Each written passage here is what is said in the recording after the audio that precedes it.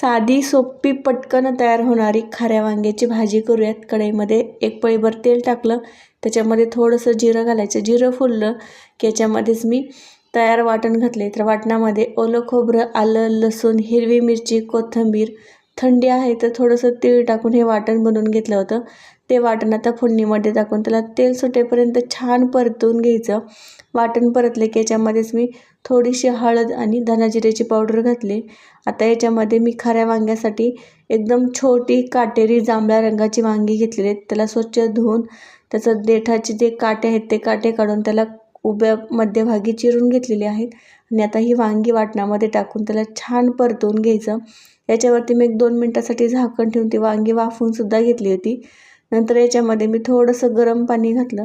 तुम्हाला कितपत रस्सा दाटसर किंवा पातळसर हवा त्या हिशोबाने तुम्ही याच्यामध्ये पाणी टाकू शकता.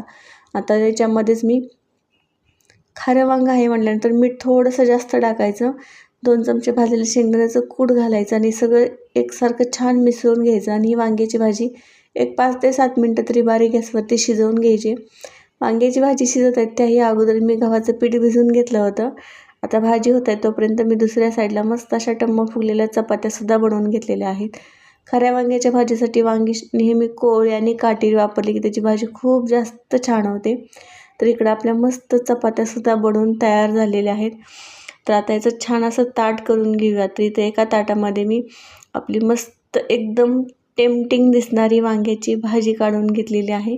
आणि त्याच्यासोबत तोंडी लावण्यासाठी मी थोडीशी मेथी निवडून घेतली होती. ती मेथीसुद्धा एका साईडला ठेवून घेतलेली आहे. तर आपली ही मस्त चमचमीत टेस्टी वांग्याची भाजी बनवून तयार होते. आणि आपल्या हा मस्त गुबगुबीत चपात्या.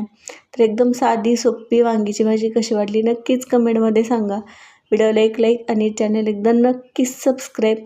आणि सगळ्यात महत्त्वाचं मनसोक्त खात राहा. भेटूया पुन्हा अशा छानशा रेसिपीमध्ये.